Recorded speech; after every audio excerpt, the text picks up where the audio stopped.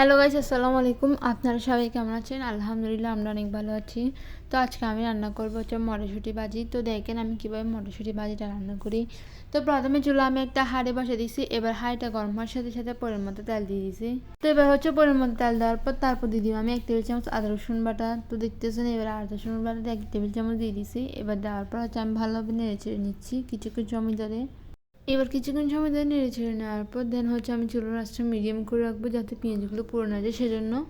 এবার মিডিয়াম আঁচে আমি পেঁয়াজগুলো ভালোভাবে নেড়ে চেড়ে কিছুক্ষণ সময় ধরে কষিয়ে নেব। যখন পেঁয়াজগুলো সামান্য কষানো হয়ে আসবে, পেঁয়াজ যখন একটু সামান্য নরম হয়ে আসবে, তখন আমি দিয়ে দেবো এখানে 1 টেবিল চামচ স্বাদ মতো লবণ। এবার লবণ দেওয়ার পর আমি এগুলো আবারও ভালোভাবে পেঁয়াজের সাথে ভালোভাবে নেড়ে চেড়ে মিশ্রণ করে নিচ্ছি। এবার ভালোভাবে নেড়ে চেড়ে মিশ্রণ করে নেওয়ার পর আমি পেঁয়াজের মধ্যে দিয়ে দিব হচ্ছে পেঁয়াজ কলি, কিছু পেঁয়াজের কলি দিয়ে দিব। এবার দেওয়ার পর আমি আবারও ভালোভাবে নেড়েচেড়ে মিশ্রণ করে নিচ্ছি। তো আপনারা কিন্তু অবশ্যই কমেন্ট করে জানাবেন আমার ভিডিও কেমন হয়েছে। এবার দিয়ে দিব হচ্ছে 4-5টা কাঁচামরিচ। এবার কাঁচামরিচ দেওয়ার পর তারপর আমি দিয়ে দিব যে সবগুলো মশলা। তো আমি আপনাকে বলতেছি যে আমি এখানে কী কী মশলা ইউজ করতেছি। তো আমি এখানে মশলা দিচ্ছি বলতে এখানে 1/2 টেবিল চামচ হলুদের গুঁড়ো দিছি, 1/2 টেবিল চামচ ধনিয়ার গুঁড়ো দিছি, 1/2 টেবিল চামচ জিরার গুঁড়া দিছি। তো এই 3 রকমের মশলা দিয়ে দিছি। এই মশলাগুলো দেওয়ার পর আমি হচ্ছে পেঁয়াজের সাথে ভালোভাবে নেড়েচেড়ে ভালোভাবে মিশ্রণ করে নেব। এবার ভালোভাবে নেড়েচেড়ে মিশ্রণ করে নিচ্ছি। এবার আমি চুলার আঁচটা মিডিয়াম করে রাখছি যাতে এগুলো পুড়ে না যায়, সেজন্য আমি এখানে কোনো পানি ইউজ করবো না, যেহেতু আমি মটরশুঁটিগুলো ভাজতেছি সেজন্য। এবার হচ্ছে আমি একদম নেড়েচেড়ে মশলাগুলো ভালোভাবে মিশ্রণ করে ফেলছি। তো সবাই কিন্তু আমার পুরো ভিডিও দেখতে থাকবেন, দেখে এমন কমেন্ট করে জানাবেন যে কেমন হয়েছে। তো এবার মিশ্রণ করা শেষ, আমি আরেকবার ভালোভাবে নেড়েচেড়ে নিচ্ছি। এবার মশলাগুলো ভালোভাবে কিছুক্ষণ সময় ধরে কষিয়ে নিব।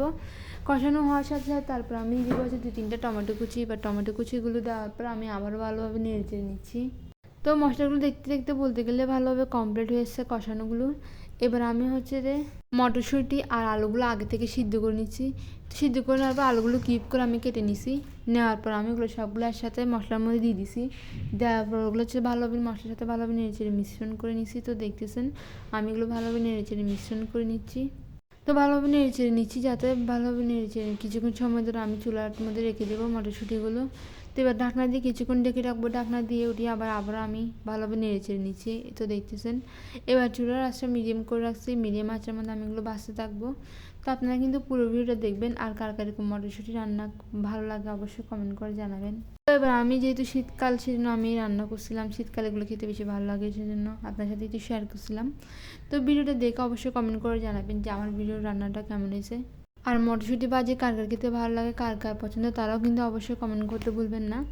তো দেখতে দেখতে বলতে গেলে আমার মটরশুঁটি ভাজি রান্নাটা কমপ্লিট হয়ে গেছে। তো সবাই ভালো থাকবেন, সুস্থ থাকবেন। আল্লাহ হাফেজ, টাটা, বাই বাই।